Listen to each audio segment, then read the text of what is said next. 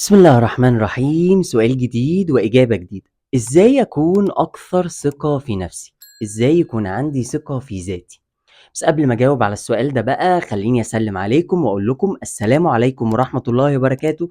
معاكم سلام سعد ويلا بينا نبدأ الحلقة. بس ما تنساش إن أنت تفعل زرار الجرس وتشترك على القناة علشان يوصلك مني كل جديد، وتعمل شير للفيديو وتعمل شير للقناة علشان نقدر نوصل لأكبر عدد من الناس ونفيدهم.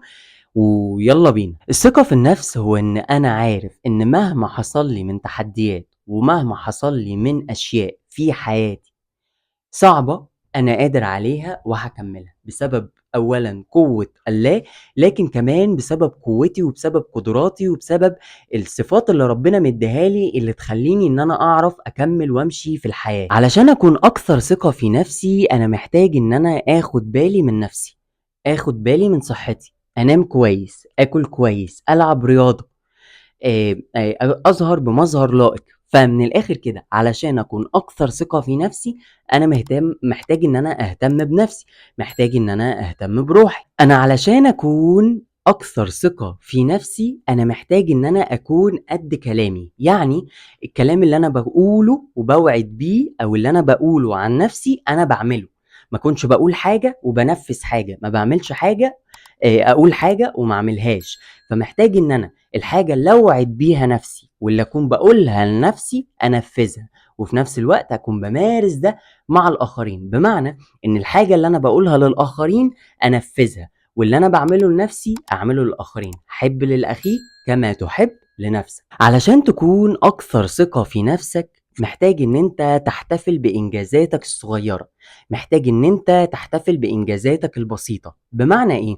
بمعنى ان انت لما تحقق انجاز معين تفرح بيه وتشوف ان الانجازات الصغيرة دي مهمة جدا، لان كل انجاز صغير هو بيكون بوابة للانجاز الكبير، خطوة للانجاز الكبير. فمن الاخر كده افرح بانجازاتك الصغيرة. الاشخاص الواثقين في نفسهم بيفرحوا جدا بانجازاتهم الصغيرة وبيحتفلوا بيها على انه هو اساس انجاز كبير، لان هو بالفعل بيكون الانجاز الكبير، لان هو بيبقى خطوة انك توصل وتحقق الانجاز الكبير. علشان تكون اكثر ثقة في نفسك انت محتاج ان انت تكون متفرد ومنفرد. بمعنى ايه؟ بمعنى ان انت محتاج تلبس اللي يعجبك مش اللي يعجب الناس، وتاكل اللي يعجبك مش اللي يعجب الناس، وتعمل اللي يعجبك مش اللي يعجب الناس. بمعنى انك محتاج تعيش حياتك زي ما انت عايز تعيشها، تعيش حياتك زي ما تريد، تلبس اللي يعجبك، تاكل اللي يعجبك، تعمل شعرك بالطريقة اللي تعجبك، تطول دقنك، تقصر دقنك، تعيش حياتك زي ما انت عايز تعيشها،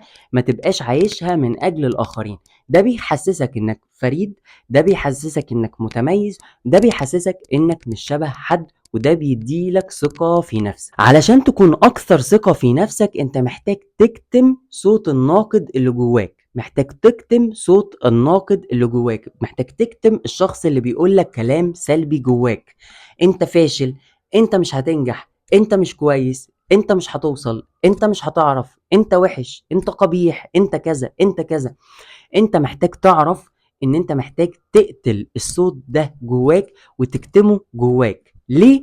لان الصوت ده بيكسرك، بيكسر ثقتك بنفسك. فانت محتاج ان انت ما تركزش معاه، ولما يجيلك الصوت ده جواك تقلبه وتقول كلام ايجابي. انت فاشل، لا انا ناجح. انت وحش، لا انا حلو، لا انا فيا حاجات حلوة.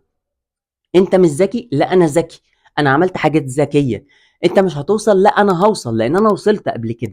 فدايما تخش الحرب مع نفسك، ما تخشش الحرب مع الاخرين وتثبت للاخرين حاجه. اثبت الحاجه اللي انت عايز تثبتها للاخرين اثبتها لنفسك انت. علشان تكون اكثر ثقه في نفسك انت محتاج ان انت تكون اكثر جرأة، وان انت تتحدى مخاوفك. كلنا بنخاف، كلنا بنترعب. الرعب والخوف ده شيء جوانا اصلا، دي كيميكال، حاجه كيميائيه جوانا، تغيرات فسيولوجيه جوانا، حاجه مش بايدنا، مش هنعرف نتحكم فيها. ولكن الفرق ما بين الشخص الواثق في نفسه والغير واثق في نفسه هو الشخص الجريء، انه بيكون جريء، يعني انه بيرمي نفسه في الخوف. هو خايف بس انا هرمي نفسي، انا قلقان بس هروح، انا مش عارف بس هحاول.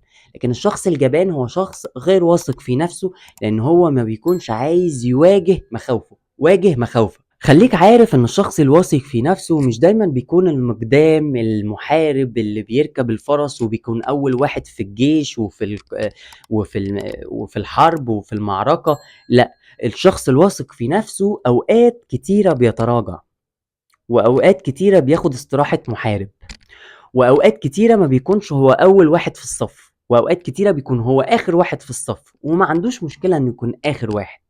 وما عندوش مشكلة إنه يتعب، وما عندوش مشكلة إنه يضعف. اعرف إن أنت لو دايمًا عايز تكون الأول، دايمًا عايز تنجح، دايمًا عايز تظهر، دايمًا عايز تبان، دايمًا عايز تكون موجود أمام الناس، دايمًا تكون رقم 1، اعرف إن أنت عندك مشكلة في الثقة بالنفس. الواثق في نفسه ما عندوش مشكلة يكون آخر واحد في الصف. الشخص الواثق في نفسه ما عندوش مشكلة إن هو يقول ما أعرفش، ما عندوش مشكلة إنه يقول مش فاهم، ما عندوش مشكلة يقول مش مدرك، ما عندوش مشكلة ان هو يتعلم من واحد اصغر منه، ما عندوش مشكلة ان هو يتعلم من الحيوان، ما عندوش مشكلة انه يتعلم، لانه شخص ما بيكونش مغرور، مش متكبر.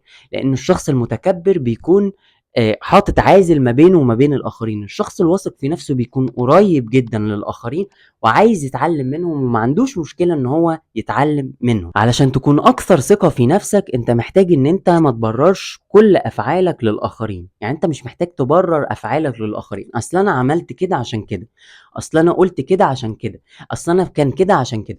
في ناس يستحقوا ان انت تبرر ليهم لانه هم يهم لك امرهم، يعني امرهم يهمك، لكن في ناس مش لازم تبرر لهم، ومش لازم تمشي تبرر افعالك واقوالك للكوكب. مش كل الناس اصلا تستحق، ومش محتاج ان انت تهدر طاقتك. فانت محتاج ان انت تحافظ على طاقتك، وان انت ما تبررش افعالك الا للناس اللي انت مهتم لامرهم. علشان تكون اكثر ثقة في نفسك انت محتاج ان انت تكون الشخص المقدام، يعني تروح تتعرف على الاخرين، تكون في مكان انت اللي تروح تكلم الاخرين، انت اللي تروح تسلم على الاخرين، تبادر، تكون انت الشخص المبادر. انت اللي بتروح، انت اللي بتروح تسلم، انت اللي بتروح تتكلم.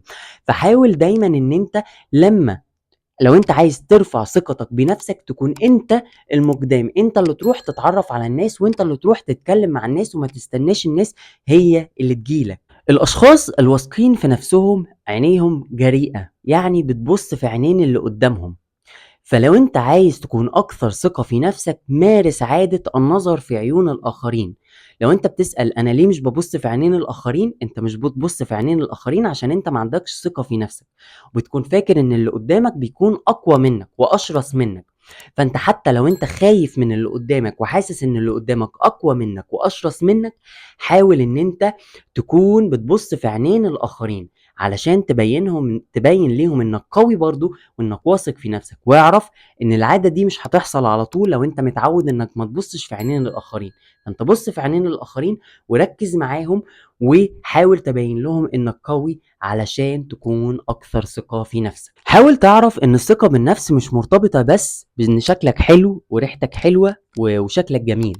مش ده بس الحاجات اللي بتجيب لك الثقة بالنفس، لكن الثقة بالنفس هي حاجة بتبدأ من جوه، حاجة بتبدأ من جوايا الأول. أنا عارف أنا مين، عارف قوتي إيه، عارف المميزات بتاعتي، عارف إن أنا مميز، عارف إن أنا مش شبه حد، عارف الحاجات الحلوة بتاعتي، عارف الحاجات اللي أنا بعرف أعملها مش شبه حد، عارف الحاجات اللي أنا مميز فيها.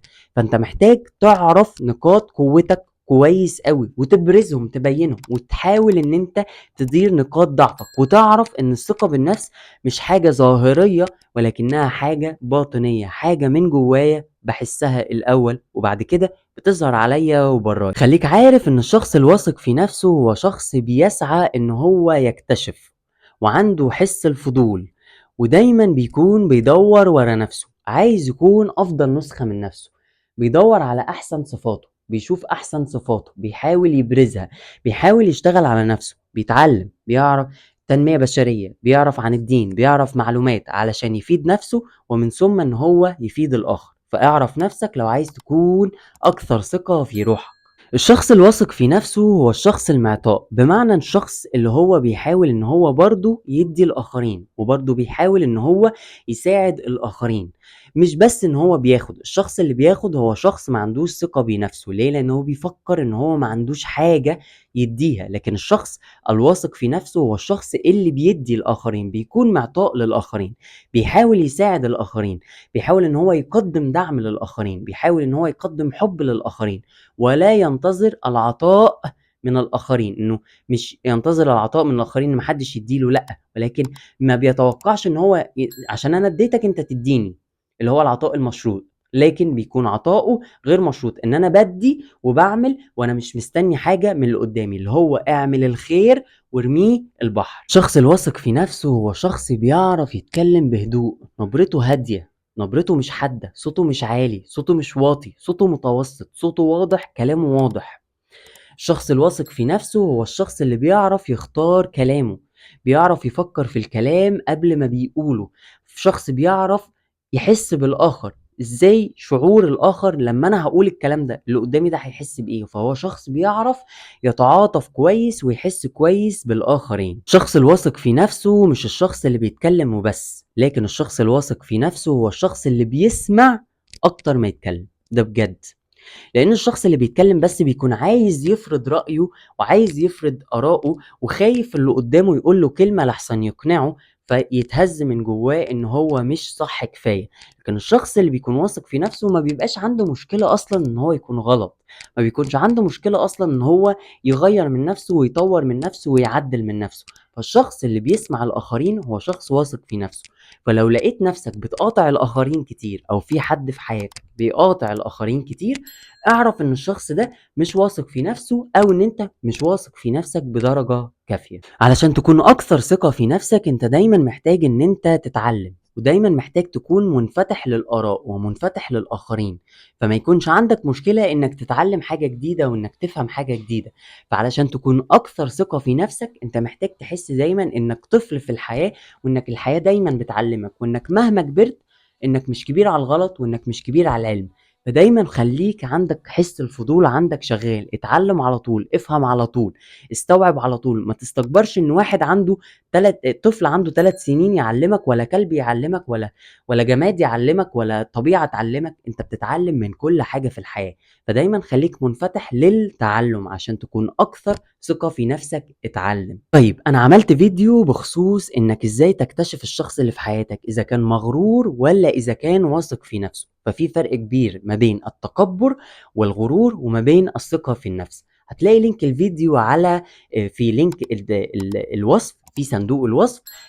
اضغط على اللينك وادخل واتفرج على الفيديو، ويا رب يكون الفيديو عجبكم ويعجبكم. طيب انا كده جاوبت على السؤال. لو عجبك الفيديو ما تنساش ان انت تفعل زرار الجرس وتشترك على القناة عشان يوصلك مني كل جديد، وتشرفني على القناة بتاعتي واتبسط بوجودك.